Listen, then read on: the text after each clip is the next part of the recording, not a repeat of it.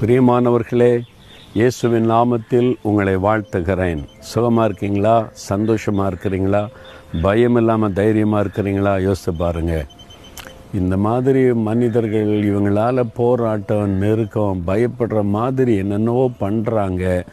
என்ன செய்கிறது? அதனால் பயம் வருது சூழ்நிலையை பார்த்தா அப்படின்னு நினைக்கிறீங்களா? ஒரு பக்கம் 1000 பேர் திரண்டு வர்றாங்க உங்களுக்கு விரோதமாக.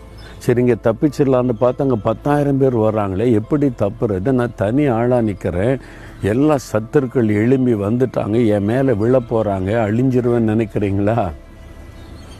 அதெல்லாம் பயப்படுத்துகிற மாதிரி வரும். உங்களை தொட முடியாது. Nobody will touch you. ஆண்டவர் சொல்கிறார், உன்னை தொடுகிறவன் அவருடைய கண்மணியை தொடுகிறான். அதனால தான் அது உன்னை அணுகாது. தூரத்தில் வரும். 1000 பேர் அடிக்கிற மாதிரி வருவான், 10,000 பேர் அழிச்சிட்ற மாதிரி வருவாங்க, சாத்தான் எழும்பி வருவான், பொல்லாத மனிதர்கள் எழும்புவாங்க,